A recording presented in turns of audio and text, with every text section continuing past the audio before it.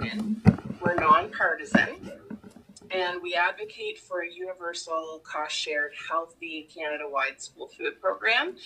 And also, we also advocate for strengthening commitments from other levels of government, and also networking and sharing of best practices so that programs can learn from each other. We are also committed to youth and parent engagement, and we have an Indigenous school food circle as well. The Nova Scotia chapter was just formed a few years ago. We have a steering committee, and we have like general members, or like a network. And as I mentioned, I work for Nourish Nova Scotia. So Nourish is one of the founding members of the Coalition for Healthy School Food, and we host and coordinate all the activities of the chapter here in Nova Scotia. And we advocate to all levels of government, and we act as a voice for Nova Scotia at the National Coalition and vice versa, bringing things from the National Coalition to Nova Scotia. So we at the Coalition for Healthy School Food, we don't sort of believe there's one size fits all for school food programs.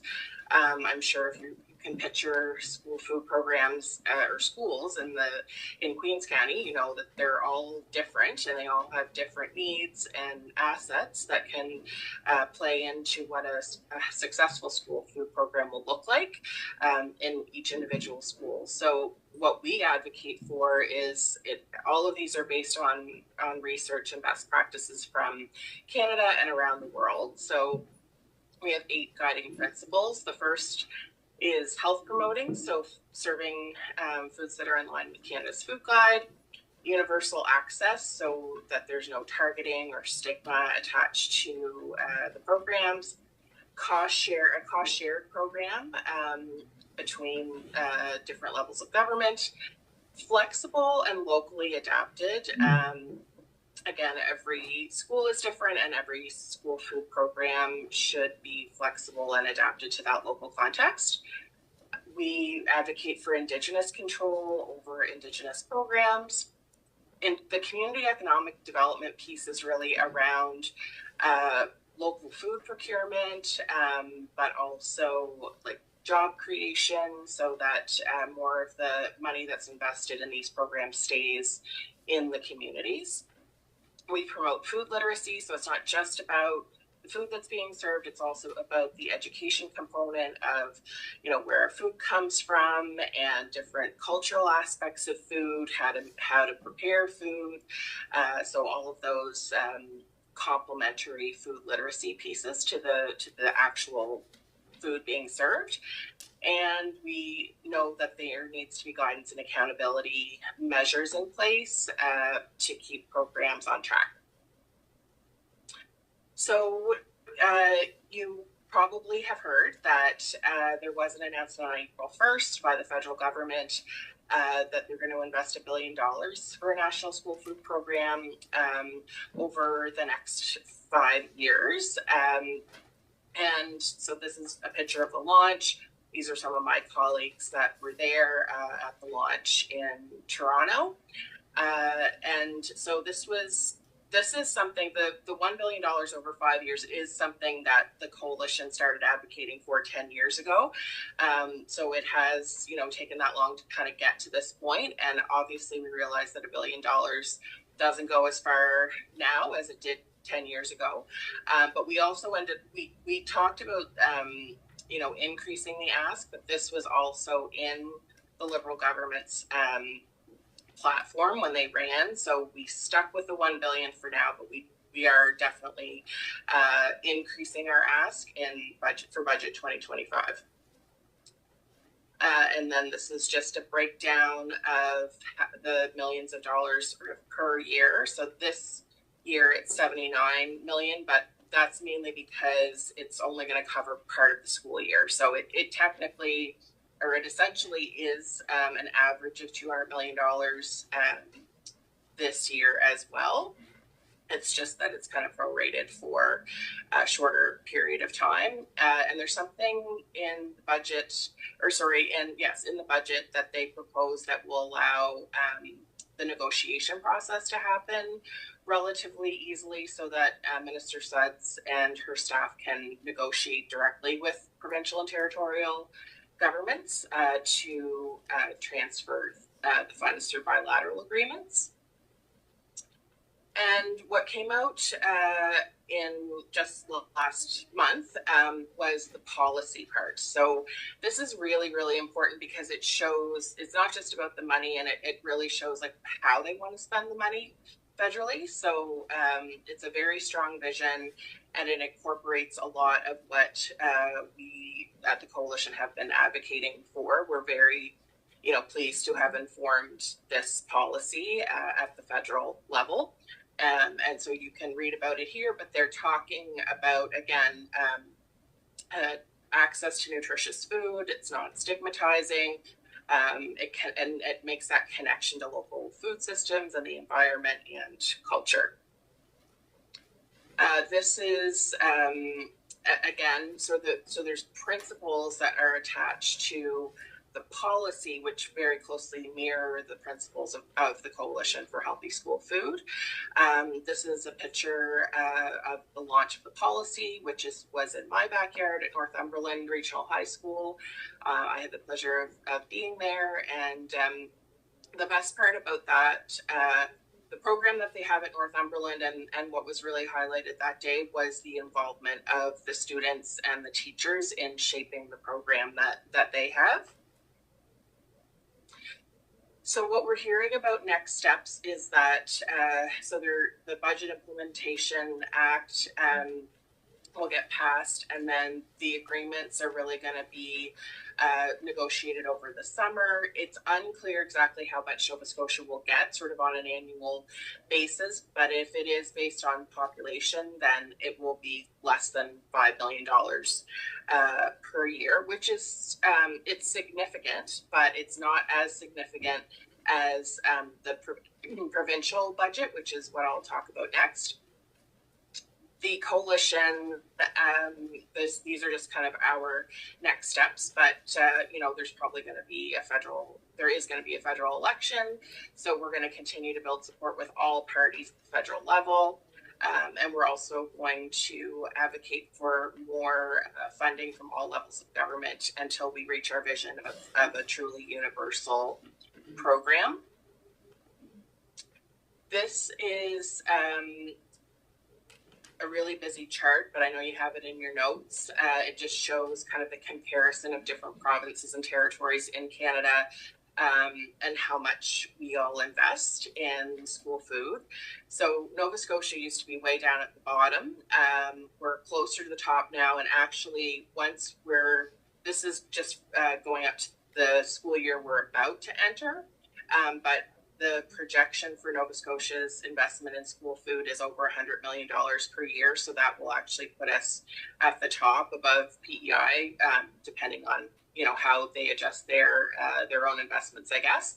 But yeah, it's over $4 per student per day when we get to that sort of full implementation level in Nova Scotia. So this is this was what was announced in the provincial budget. The way that they're talking about it is that it's affordable for all. It's a lunch program that is free for those who need it. There's no stigma. It's essentially a pay what you can program. They're closely modeling it off of PEI's program, if anybody's familiar with that. And there are also programs in Nova Scotia that follow a pay what you can model as well. And I alluded to this earlier, but so it's 18.8 million this year coming. Focus is on elementary schools, so but all schools that have these grades in them, so even if it's like a pre-primary to grade 12, all the students in those schools will be eligible for the program. There's many different, I don't even know if it's still 9 departments involved. There's a lot of departments involved. They're working with existing food services where that is working well. And there's an RFP out, actually I think it's closed now, for new food service operators where needed. But there's a lot of questions that still remain about exactly how this is going to roll out, and it's going to roll out starting in October. So our shift really at the coalition, particularly in Nova Scotia, our chapter, is really, we've got the dollars now, like they're investing the dollars, but like how are they going to deliver this program?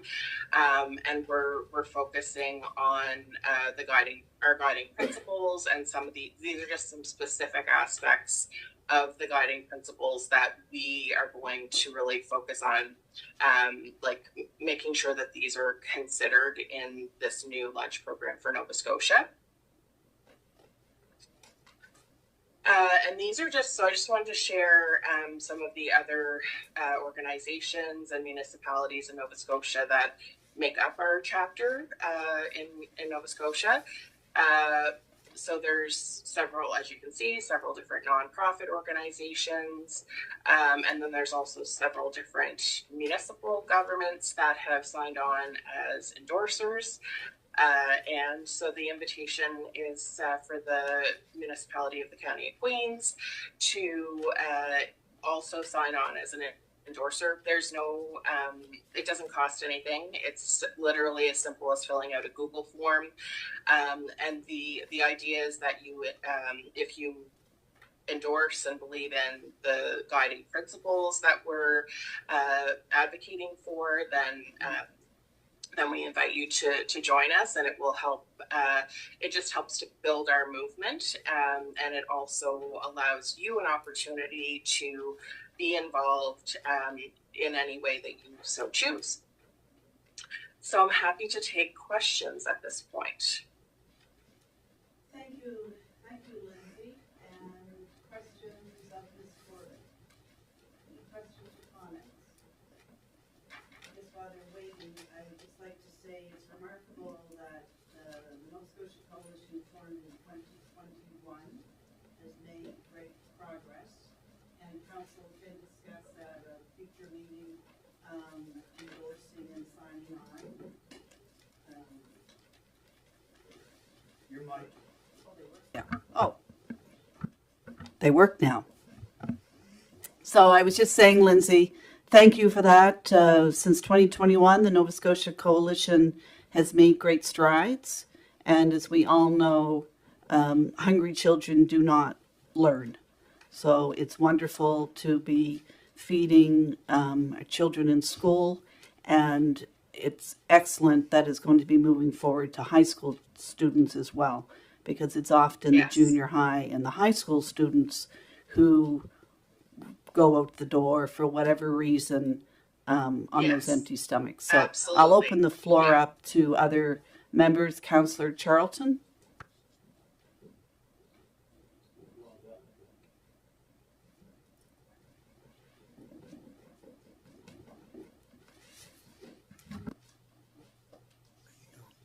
Thank you.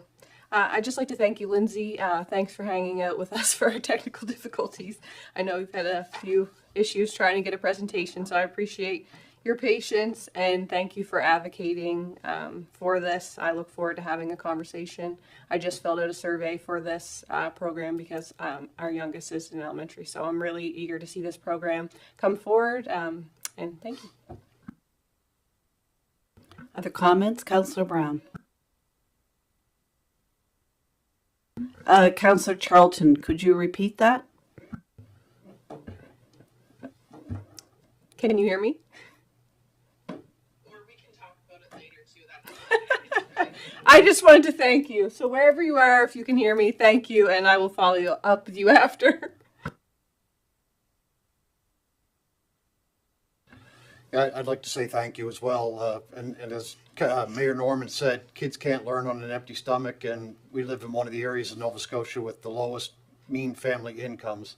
And so many families are looking at putting food on the table or a roof over their heads. So this gives our children a chance to learn, and it's going to pay big dividends for our youth. Thank you.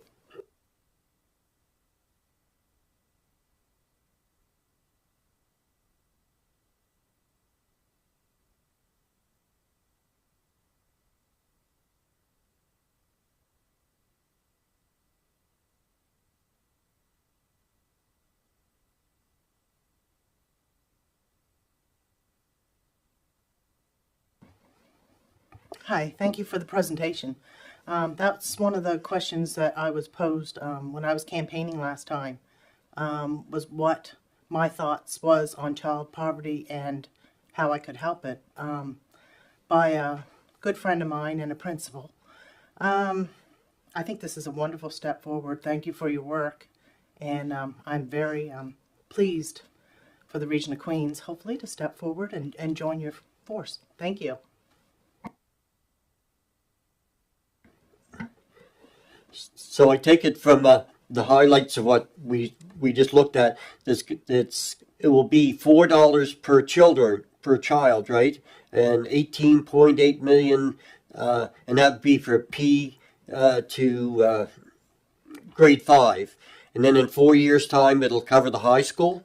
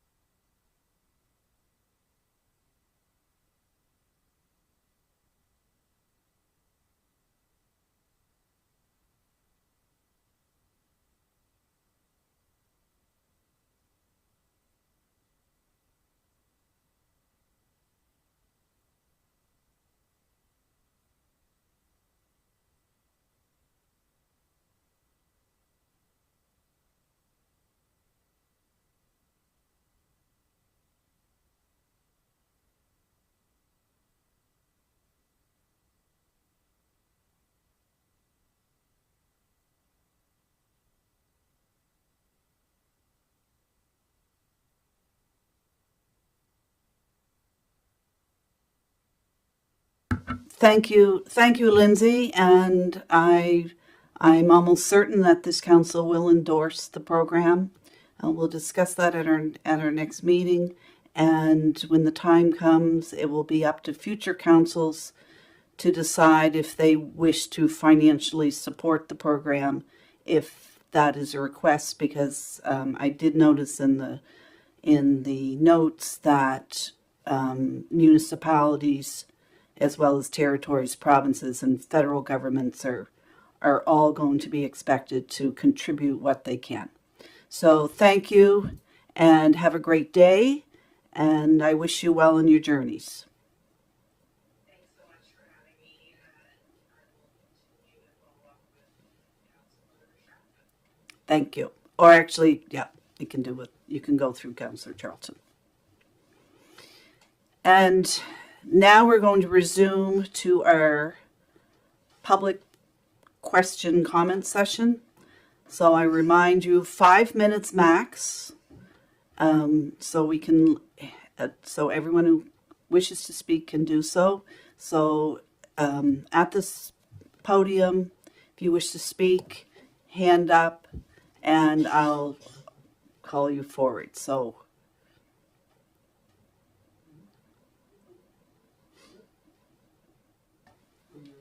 who would like to speak? Please come forward, and just your name and your community. Good morning, everybody. Thank you very much for the opportunity to express my opinion. Is this on? Yep. Okay. This is principally in contradiction towards the construction of a slam dunk building opposite my house in Bristol Avenue, number 48. We received information 2 weeks ago, giving us a short-term notice about the fact that there was allowance already been made, approved for the development of a 24 building unit, 4-storey. So this is the response. Thank you very much if you'd listen to this. We have received 35 signatures from different people in the petition who express the opinion that Bristol Avenue has become too much of a busy street to handle the property described, which could amount to as many as 100 people and probably 50 more people, 50 more cars. So these are the salient points. I'm rather nervous right now, so if you'll tolerate that. We feel that the building is ugly, is out of character with the rest of our nice buildings in Bristol Avenue, and having lived there for 30 years myself, I find it rather incredible that something as ugly as this, which lacks so little design features complementing Bristol Avenue, it's amazing. It should be allowed. So the salient point is that I feel that the building should be set back further than 10 foot showing on the drawing. I think that the building should have 2 stories instead of 4, and I think the quantities of people, such as 20 up to 24 to 100 new people in that area, is going to be a hard situation for the street to absorb. I feel that the traffic is already so heavy in the street with that building and the proposed building on the river, on the Mersey, and also the nursing home hospital down in Bristol Avenue is going to create a colossal problem. There's no sidewalks on that side of the street, so a 10-foot setback with no sidewalk from the property line seems incredible. So would we have to have crosswalks, traffic lights, new infrastructure to take us right down to the bridge as sidewalks? There are no sidewalks. There are many aspects of this, and I realise that there's definite housing requirement in this area, but I think it's overwhelming the size of the property that's suggested. The property is actually, when you look at the drawing, it's completely consumed by the building and also by the parking areas. There are no areas that I can see where children could play or any green areas, and indeed the beautiful chestnut trees that grace that side of the street will be demolished if that setback of 10 feet is maintained. So some of the technical items are, when that development was originally made by Mr. Spartinelli, the undertaking that I remember was that there was allowance made for 3 buildings of 4 unit single stories, and the services were put in for that purpose. They remain there now. Will those services be sufficient for that buildings that's proposed? I doubt it. And then there will be necessity for disruption, like fire hydrant installation, sidewalks, crosswalks, and maybe traffic control. It's like, yes, we have to have some more housing, but potential of 100 people all of a sudden being in that proximity is amazing to me to be even considered. So I could probably talk a little longer, but I'm concerned about this, and I'm also interested to know if there is any public money going into this building, which would denote what type of purpose the building will be used for. Can I ask that question? I am not aware of any public monies from the region.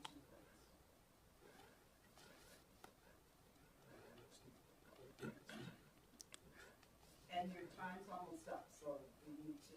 I'm sorry. Bring your conclusions to the. Well, I'll conclude by saying that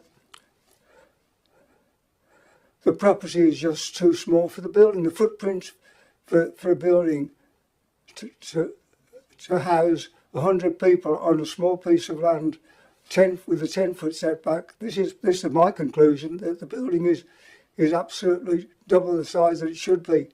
You have a building that's got 24 units. That's 100 people potentially could live there, and that's going to mean 50 cars at least coming and going.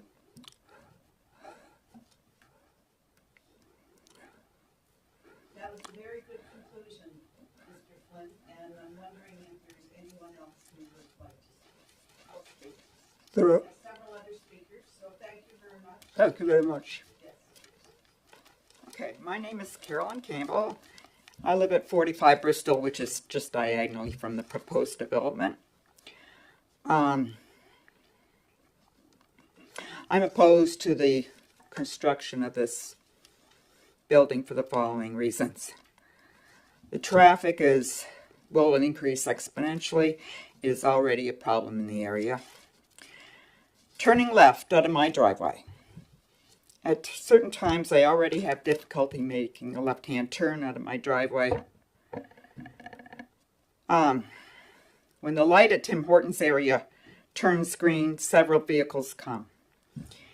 So I'm sitting there waiting in my car, hoping that when that clears, the traffic coming from the bridge will be clear enough so I can pull out and make a left turn and go down towards Sobeys.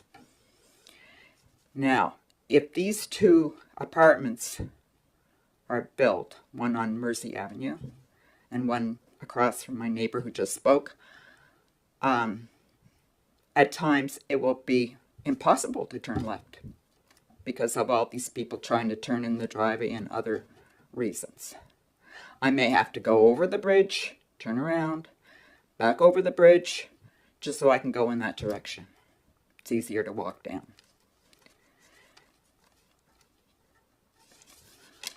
Emergency vehicles.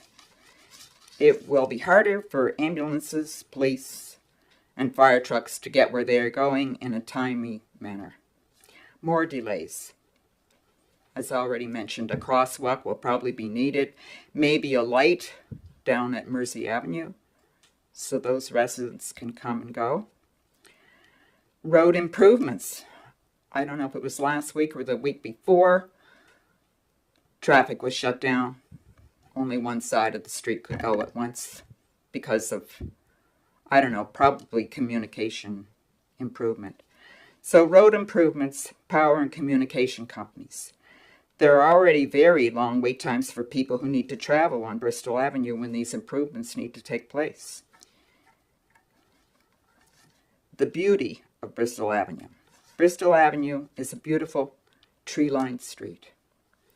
It is what tourists and residents see as they enter and exit Liverpool. A 24-unit tall building situated so close to the road will dwarf the houses and not blend in with the architecture of the area. I believe it will detract from the beauty of Bristol Avenue. Thank you. Thank you, Carolyn. Who else would like to speak? Please come forward.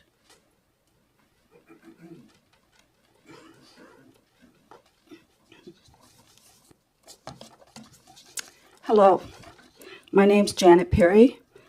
I also live on Bristol Avenue, number 49, directly across from the proposed site. I too think that this is a very wrong location for this building. Again, the traffic is at critical capacity on Bristol Avenue. We can't get out of our driveway to turn left. As Carolyn said, we sit and wait and wait and wait. And then it's coming from the opposite direction. It's a bad place for this building. I too love the green space and those beautiful chestnut trees. And I think Liverpool needs some green space that's comforting and peaceful. And this is what people see when they come into Liverpool. That Bristol is the main artery to the town. I don't like a 4-story building. Maybe 2 stories would be more acceptable. And again, it's so close to the street. And I believe we're going to have the streets will be a mess again to put in crosswalks and where are you going to put crosswalks? You know, the nearest crosswalk to us is at the bridge. There's nothing going the other way except up by the Tim Hortons up in that area. So you're definitely going to need crosswalks. It's a lot of people. 24 units could be, depends what it's used for. If it's seniors housing, 24, maybe 50 people. Could be 50 more vehicles. If it's family living, you might have 3 vehicles per family. I mean, teenagers need transportation too. I believe our property values will be affected with this structure. I know we need housing. We're in a housing crisis. I'm a retired nurse. I've worked in that field with housing problems and all that comes with it. I know that my life's going to be affected living on Bristol. I won't have that quiet way of life that I have now. Traffic is so stressful, the traffic issue. I'll have noise around me. There'll be emergency vehicles called to the building, I'm assuming. There's always emergencies. Who knows what else we'll experience there. And I'd like to know if the Heritage Committee has been involved in the planning at all. Have they been asked what they think about this? I mean, Liverpool is a historical town. It's your privateers that you're so proud of. So I think the Heritage Committee should definitely be asked what they think about this, you know. Do they have a mandate?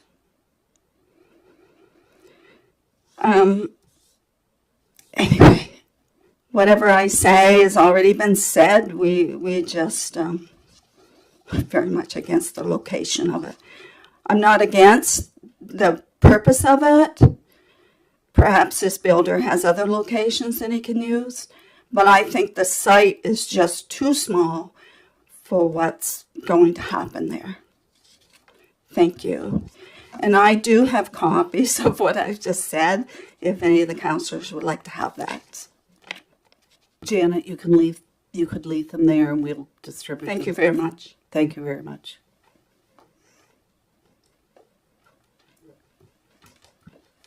Morning, folks.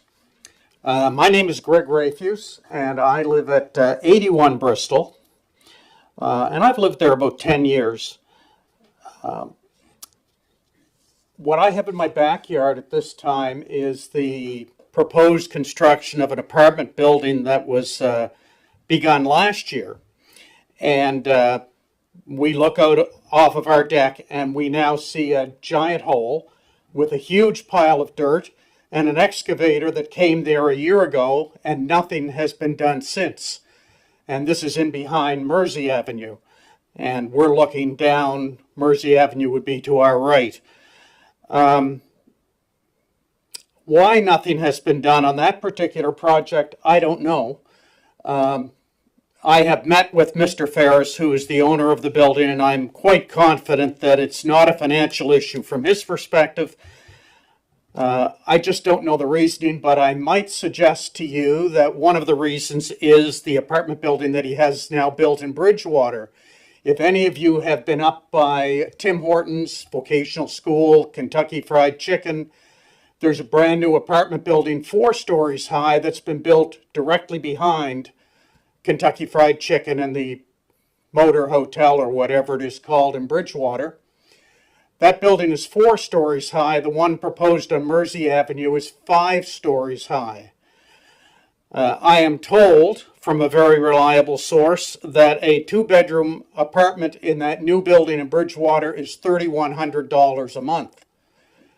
He has told me, Mr. Ferris, that the building that's going on Mersey will be identical to the one in Bridgewater, except that it's going to be 5 stories tall, so it'll be bigger. I can't give you a reason why they haven't started. The reason I make the comment about that building is the fact that if that building proceeds, that's going to be another 40 plus units, 40 residences. If the one on across from Mr. Flint's residence goes ahead, that will be 20 plus units. That's at least 60 units accessing Bristol on a daily basis. Currently, and I'm going to show you a very simple diagram, a two-way funnel. That's what Bristol Avenue is. It is the only access in and out of Liverpool. There will never be another because there's nowhere to put anything else unless somebody has a magical solution. This corridor in the middle between the Irving and the bridge is 300 yards long. Not very big. It's a fairly narrow street for a main thoroughfare. It's got 35 residences on that little corridor. It has Mersey Seafoods, it has Lanes, it has McPherson's, it has one access to a side street called Mersey Avenue. It has a Tim Hortons on the end, an Irving on the end, and a Shell on the end. I think if people are looking forward, this corridor has to be maintained. It cannot have more traffic. It cannot have more residences. You're going to regret this later on because there's nothing to solve the problem that currently exists. The other thing that I would comment about, and really the only other thing, is that if one lives on the Main Street side of Liverpool, hospital side, Main Street side, and all the services currently are on the other side of this funnel, the Irving, the Shell, McPherson's, the liquor store, Tim Hortons, the 2 grocery stores. Everybody from the Liverpool side, let's call it, Main Street side, every new apartment building, every new house, everybody over there who goes to Tim Hortons, grocery stores, liquor stores, has to go through this little corridor. There's no other way. They're not going to drive up around Milton.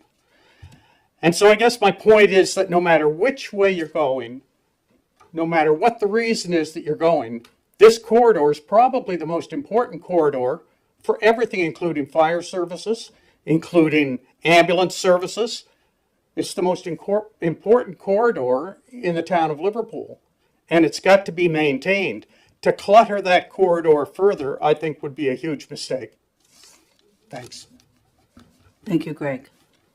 Is there anyone else who wishes to speak? Come forward, please.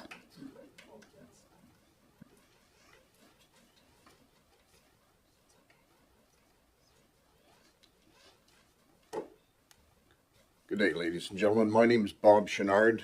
I'm a professional mechanical engineer. I've lived at 55 Bristol since 1984. 13 years at STEMPro as engineering manager, QA manager, and many other years as an engineering career. I live in Liverpool because we have developed a very nice home at 55 Bristol, put a lot of effort into it, and I would really like to retire and stay there. I am retired now. Firstly, I commend Tony for his initiative on the petition. I concur with that and all of the other comments that I've heard the other speakers say. From my perspective, there is significant truth in all of their comments, and I certainly support their comments. I have concerns with that facility for those reasons and reasons of sound. For instance, currently as a home on Bristol Avenue, we are, one of our negatives of the whole situation there is the road traffic, and The fact that there is open space and leaved trees, mature trees on the other side, those that foliage absorbs the sound or lets it flow through for the sound, traffic sound that's going away from our home. If there is a four-story, 150-foot building within 10 feet of the property line, that's going to act as a solid reflecting surface and is going to double the noise that we have in our personal homes for the houses across the street from that facility.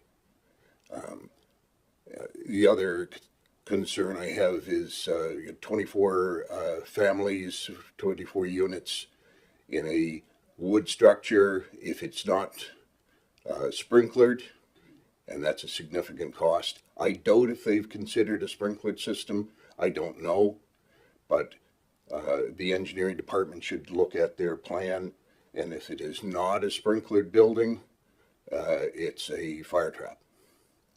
And I would have trepidation for that kind of facility being across the street. I've seen wood structures in Halifax of a similar nature, and seen them go up, and sometimes the sprinkler system is a cost-cutting, if it's not required by the community, by the building office, it's left out, and I would be deathly afraid of that facility if it were across the street from me. And you have 24 individuals, private individuals that are cooking their meals in the one facility. Multiplicity of opportunities for accidents and fire problems, and access to that area again is a problem. The traffic flow is certainly, I concur with that, and obviously noise is an issue. It is not, in my opinion, a pretty building. It's a wall. So our home is very close to the sidewalk, within 20 feet, 15 feet of the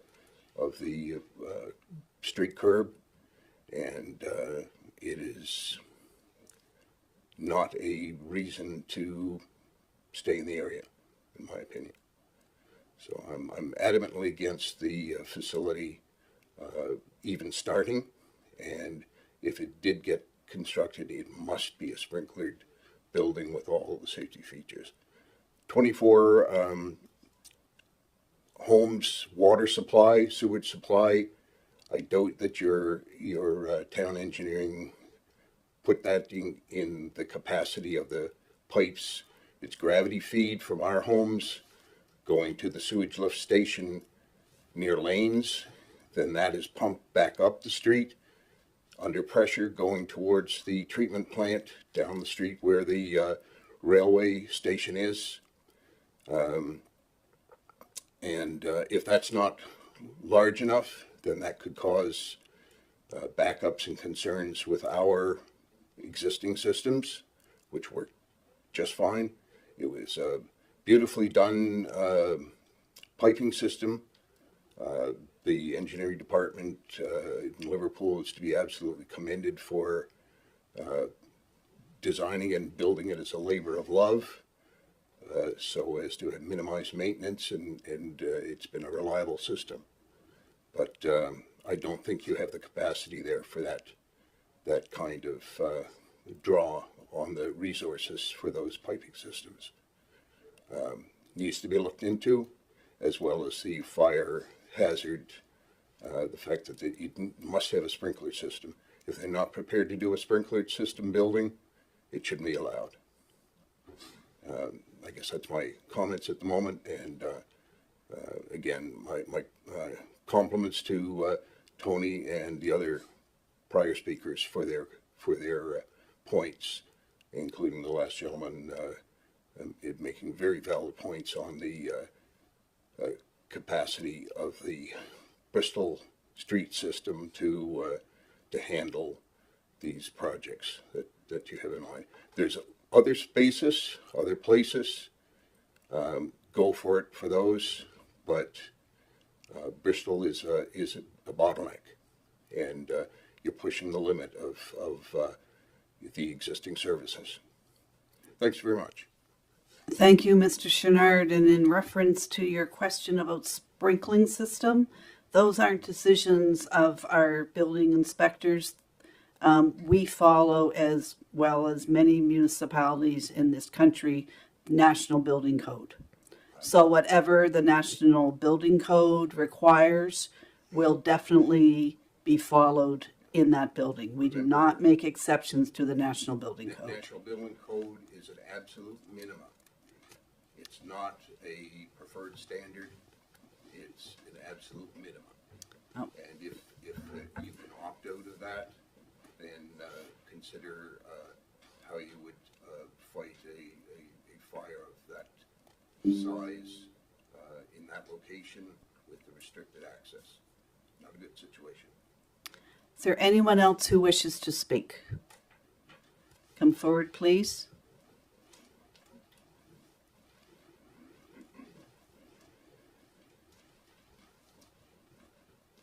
Morning. Good My name morning. is William Lingley. I live on 43 Park Street. I didn't come prepared to speak this morning, but I'm learning details kind of as I go along here.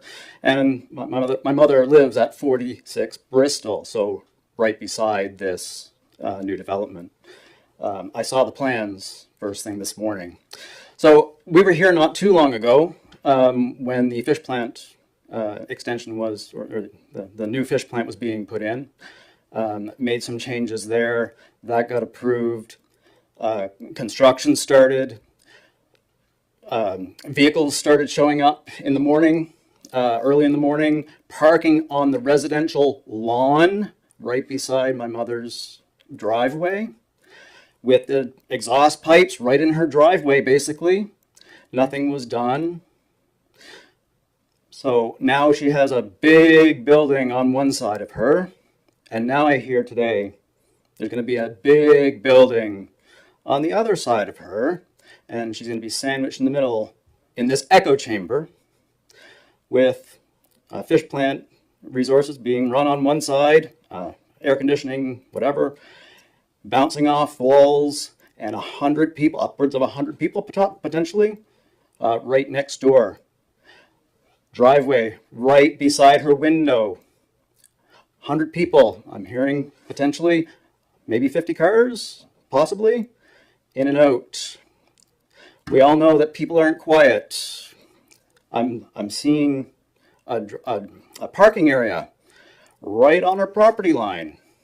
So people are going to be coming home from Hell Bay, what have you, parking their cars, throwing their garbage, possibly other things. How long is this construction going to take?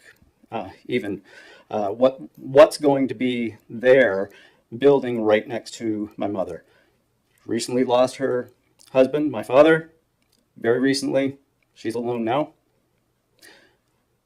Construction, upwards of 100 people, garbage, traffic.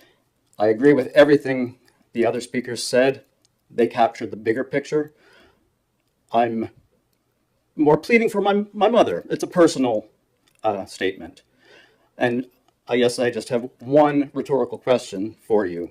How much suffering do you want to impose on my mother as that construction and the living conditions continue right beside her? Thank you.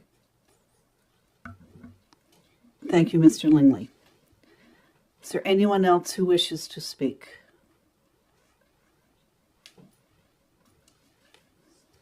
Good morning, Mayor and Council. My name is Mark Flint. I am a new resident of Liverpool. I grew up here 40 years ago and moved back recently to take a job. And so I've started to reinvest in this town. And I don't live in this community. I live downtown Liverpool on the other side of the bridge.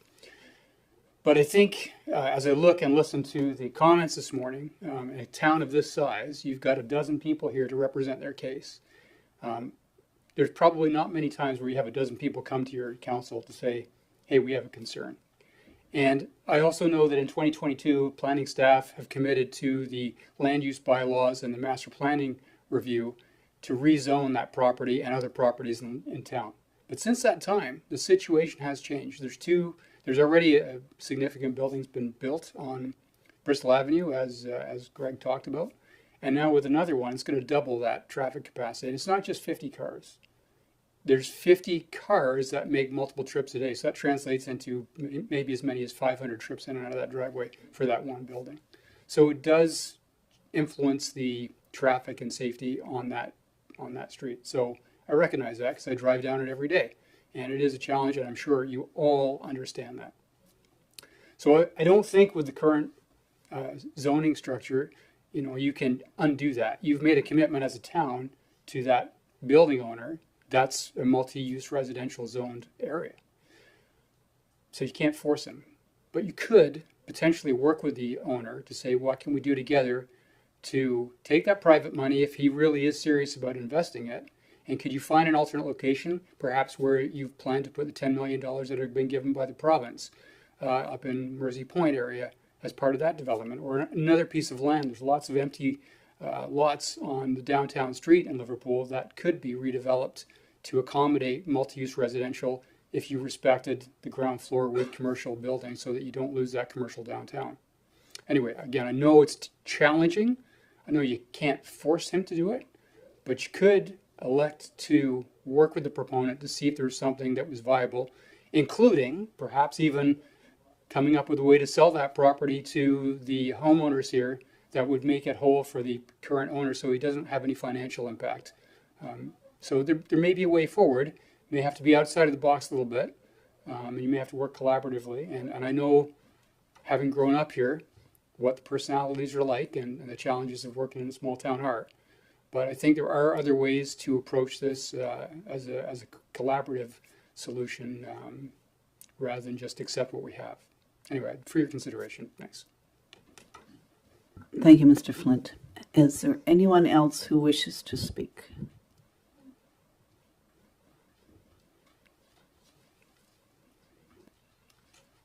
Good morning. I'm Valerie Wilcox. I've lived on Bristol for 52 years and enjoyed it over the years, but it certainly has become more busy and congested. And I certainly agree with what everybody has said.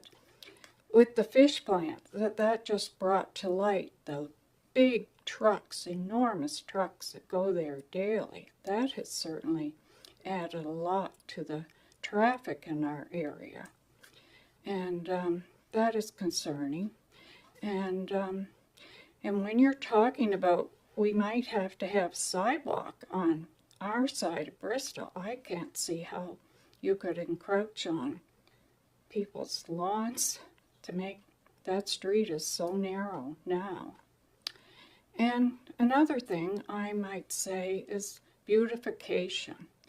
I don't know who's responsible for that on this council, but I live next to properties that concern me, and also the one that's planning to build this complex. I mean, if they don't tend to their properties and keep it well mowed and cleaned, to me that's concerning. I mean, the properties adjacent to us now aren't well kept. And yes, Bristol is a beautiful street, but I think it certainly needs to be looked into, and because we are the main entrance to the town, and it needs looking into about maintaining your property. We take pride in ours, and it concerns me that our neighbors don't sometimes. That would be all I would have to say concerning this. And the noise and the congestion is very concerning, and the busyness. That would be all I had to say. Thank you. Thank you, Valerie. Is there anyone else who wishes to speak?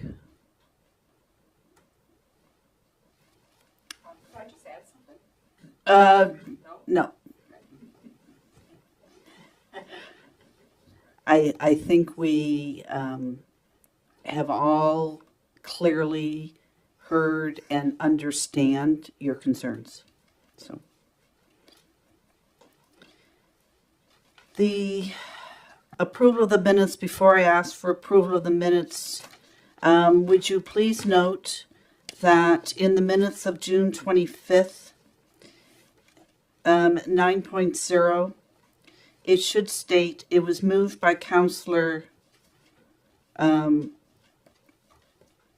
it says Gidney, and that is incorrect because Councillor Gidney regretfully was unable to be there. This was provided by our CAO to our staff, so I need to know who recollects moving, coming out, exiting in camera, because it was seconded by Councillor Brown. Councillor Charlton? So it was moved by Councillor Charlton and seconded by Councillor Brown. So we'll just make that change in those drafts. So our final minutes will show that. So knowing that, could I ask for approval of those corrected minutes? Moved by Councillor Charlton, seconded by Councillor Amaro. That we approve the minutes of June 25th. All those in favor? Passed. 7.1, and Director Grant, if I could call you to the table, please. 7.1 follows a discussion at our last meeting respecting a sanitary sewer connection.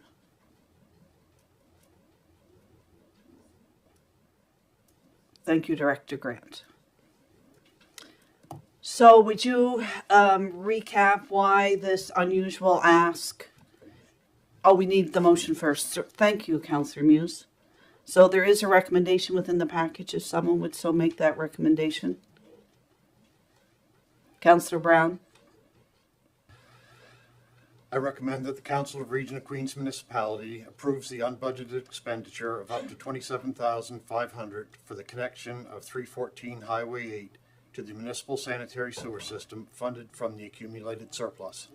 And that is seconded by Councillor Gidney. So Director Grant, just a recap of why we are in this, not difficult, but an unusual circumstance with this request from staff. Thank you. So yeah, a bit of history. There's a development in Milton that we're all aware of, and now they're at the point that they're ready to connect their sewer to our sewer system, which is required under our bylaw. Typically, we don't get connections of this size where the cost is increased. We don't get connections that are in provincial territory, which also increases the cost. So we typically absorb them into our operating budgets and don't have to come before council asking for added expense for these kind of circumstances. So looking at what we would typically do, we come up with a budget. We spoke to a contractor, got a price which was high, consulted with the acting CAO as well as the CAO in the day. We met with the property owner and come up with an alternative solution which looks to save about half of the cost, the capital cost for connection for this property. Are there any questions or comments of Director Grant? Any questions or comments of Director Grant? Councillor Brown? I realize that most of this development is going to go on the owner's property, and it's something that we normally do on the street side. But I think this saves a lot of money to do it this way, which saves taxpayers money. I think it's the right way to go, even though it's an unusual process, and we need the building hooked up. So I think I applaud them for finding a solution that works outside of the box that saves taxpayers dollars. So thank you. Thank you, Councillor Brown. And seeing no other questions, I'm going to call for the question. All those in favor? Contrary? One opposed.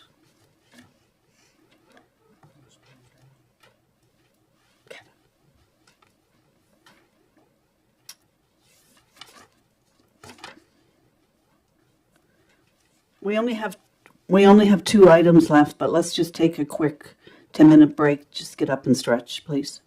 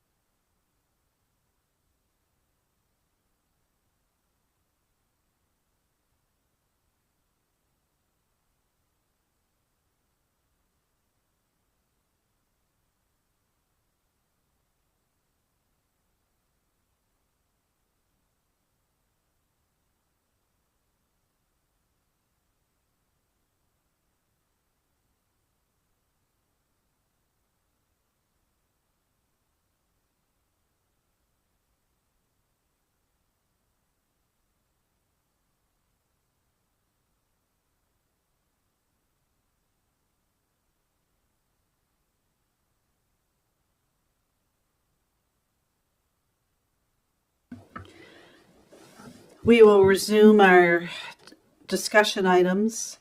First item being 8.1, Queens Place Amir Center Security Camera Procurement. Mr. Wynot, IT Manager. And while he's approaching the table, there is a recommendation receiving the report. If someone would so make that recommendation. Moved by Councillor Amaro. Seconded by We Councillor didn't make Charles. it yet. Oh, would you read that? Would you read it? I recommend that the Council Region of Queens Municipality receives the report titled Queens Place Amira Center Camera Staff Report. And that's seconded by Councillor Charlton. So, Mr. Wynot, would you just give us a quick review of the contents of the report in case there's any questions? Sure. So an RFP was sent out for some cameras, replacement cameras for Queens Place, Amira Center. With that, there are camera movements like repositioning of the cameras and newer cameras for the facility. It came back over budget, almost 3 times in some cases, and so that's why we're here today to discuss. I have a few questions. Are they, it said for the within the facility, are they interior or exterior cameras? Right, so both inside and out. There's we're adding, I think it was 3 cameras on the outside, and if I recall, 4 more inside in some rooms that could pose a risk, a safety risk. And will they cover over to the skate park, play park area where they have the ability to capture? Right, so what I've done there on one corner of the building, because there's a potential for more power over at the play park at some point in time. The far end of the building, I put a better camera in there that can zoom in. It will be a PTZ and whatnot. So there is some coverage for that area until the other cameras go in place. Who else has any questions respecting the contents of the report? Anyone else? Councillor Romero?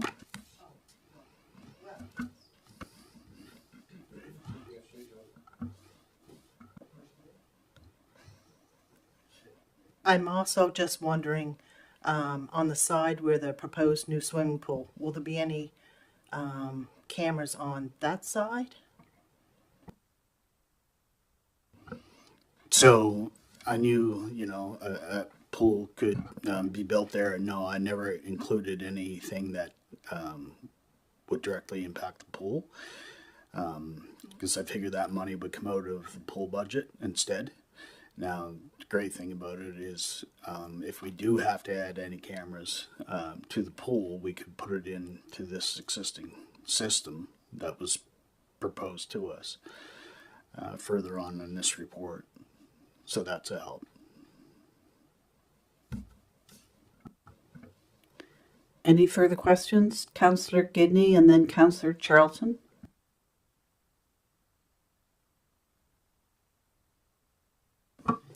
Sorry about that. I'm not clear where the cameras are going to actually be.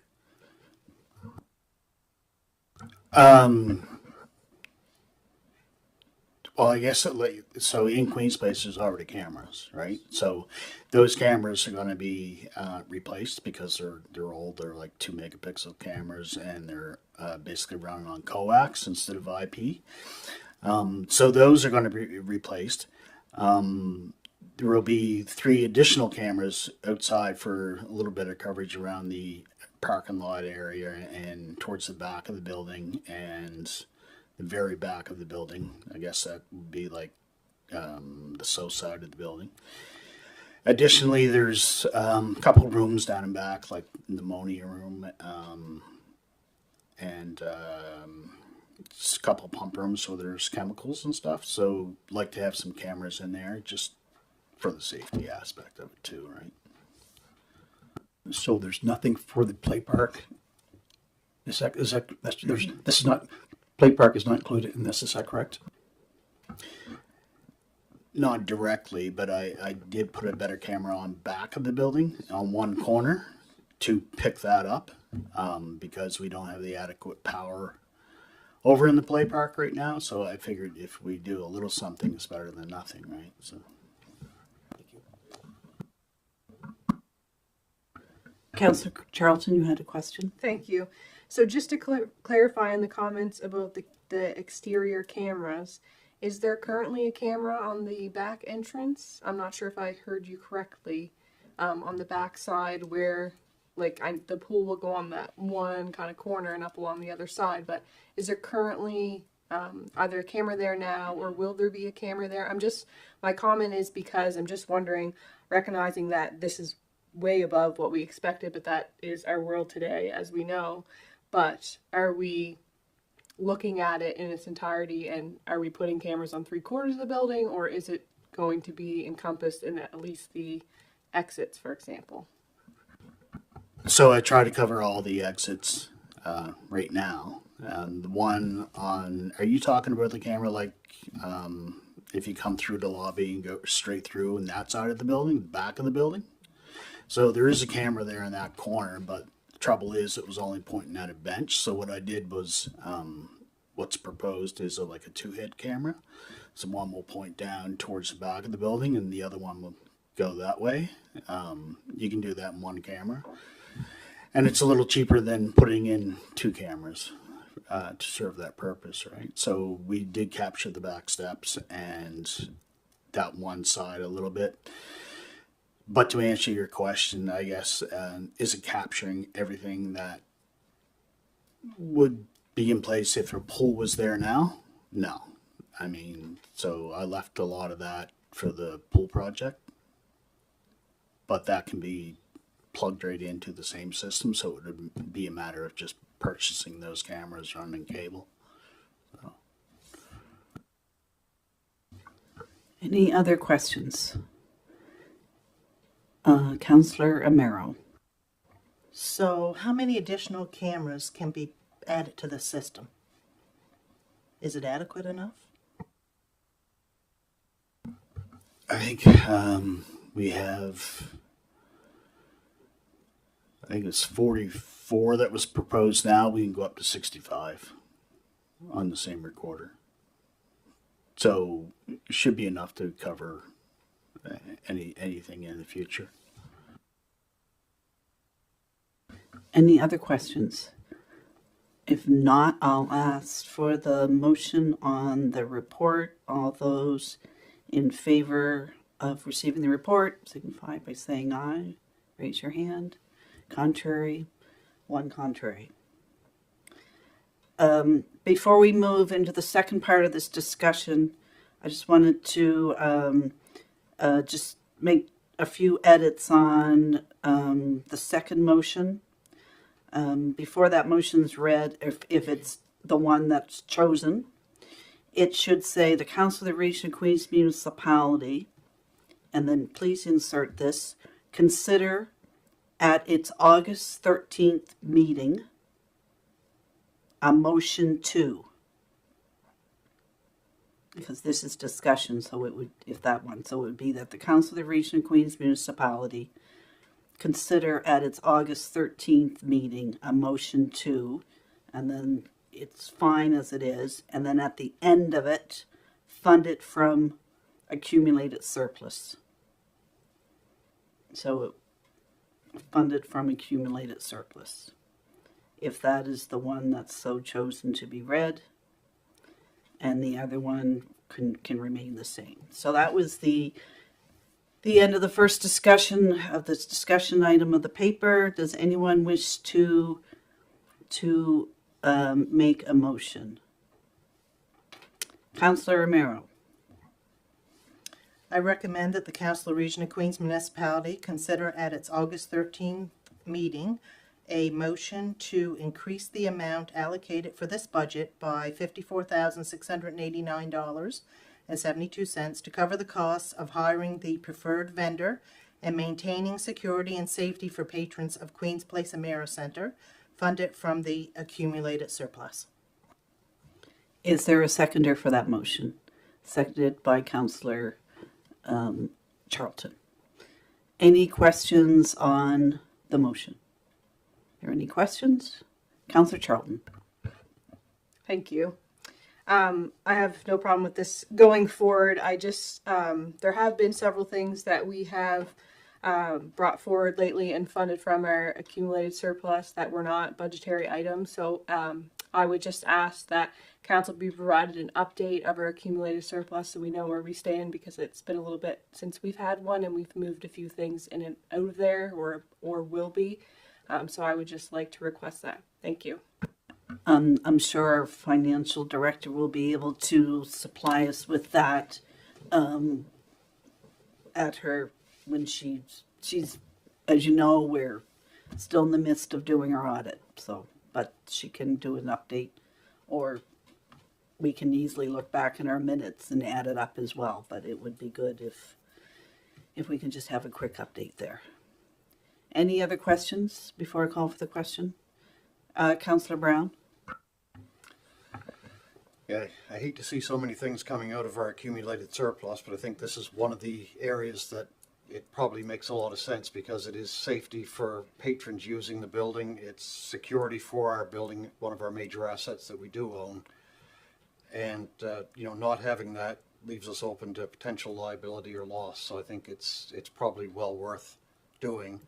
And looks like the system is expandable in the future for more things that we're adding to improve that. So I'm okay with that. Yeah.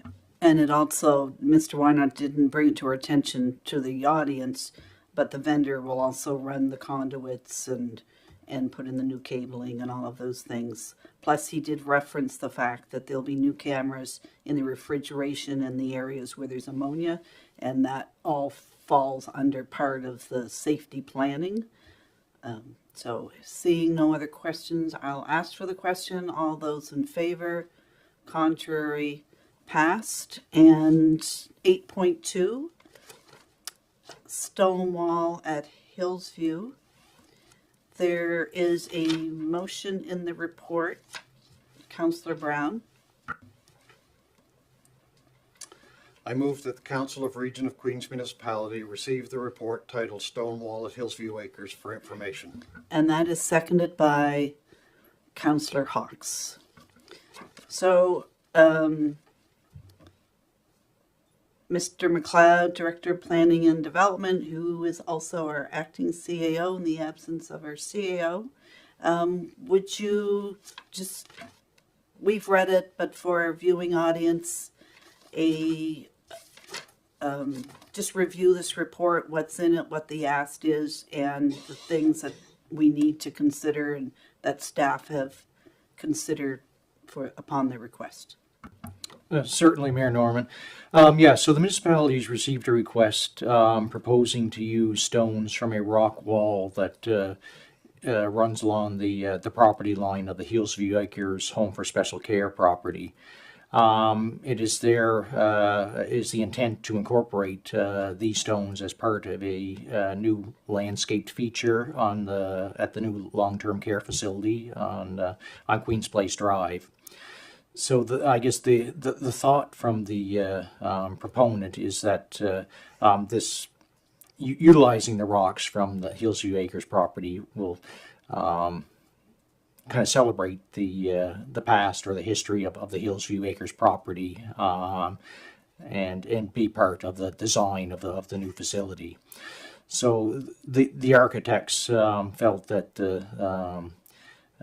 a landscape feature like this, it celebrates the past of Hillsview, and it would be their intent to utilize 50 meters up to 100 meters of stones from the stone wall to be incorporated into this the landscaped feature. So the report identifies a number of things that are located on the Hillsview Acres property, that being infrastructure such as the on-site sewage disposal system. As well, there was an area that has been identified as being a potential site for some unmarked graves. So I guess in any decision of council, if council choose to move forward with this, that we certainly there's things that we have to avoid in the project. So this proposal was brought forward to the Heritage Advisory Committee, and they supported what was being proposed. They also commented on that it would be nice if the new landscape feature had some plaquing to recognize the significance of the stones when that feature was constructed. So staff have reviewed the proposal and made a number of suggestions. Those being that all work to be carried out by the Queen's Home for Special Care. That's the developers of the new facility. All the costs incurred in the removal of the stones be incurred also by the Queen's Home for Special Care, and that a sign or plaquing be erected identifying the significance of the stones. It has also been suggested that only the surface stones be removed. In that way, it's more of a light touch approach to removal of the stones from the Hillsview Acres property, and that the base layer of the stone wall remain in place and untouched. It has also been suggested that prior to any work, should council decide to move forward with this request, is that the Queen's Home for Special Care submit a detailed plan of the work that's going to take place, including the scope, the size, type of equipment to be used, contractor involvement, details around schedule and timing of work, as well as because it's likely going to require some heavy machinery and trucks accessing the property, that there'll likely be some remediation necessary to bring the property back to pre-project state. So it is recommended that this plan be submitted to both the Director of Engineering and Public Works as well as the Administrator of Hillsview Acres property. Thank you, Director McLeod. Any questions of the report and the contents of the report to Director McLeod? If not, I am going to call for the question on receiving the report. All those in favor? Contrary, 1. And there's a second part to this discussion. Councillor Brown? I move that the Council of the Region of Queens Municipality consider a motion at its August 13th, 2024 meeting granting approval to have up to 100 linear meters of the stone wall on PID number 702-47887 removed and incorporated as a part of a landscape element for the new long-term care facility on Queens Place Drive in Brooklyn. Seconded by Councillor Hawks. Discussion on the motion. Councillor Brown. I guess I have a kind of a sentimental attachment to this, as my great-great-grandparents were some of the first administrators of the building. And I've been brought up loving stone walls. Every property that I've owned, I've built a stone wall at some point on to leave my mark on it. And I know that the residents there probably look out their windows and see the stone wall, and that's the boundary of their homes now. So I think removing that stone wall in a protected manner and moving it to a new place gives them the continuity that they'll see something from their home when they move. They'll be able to take something, and most people don't get the chance to take their stone wall with them. This is a great opportunity to mark their boundaries, and I think it's a great option. Thank you for those comments, Councillor Brown. Any other comments before I call the question? I think it's a wonderful idea that they've had, and I believe that your comments were well said. All those in favor? Contrary? Unanimous. And on that note, there are no in-camera items, so I will call for adjournment at 10:49. Thank you.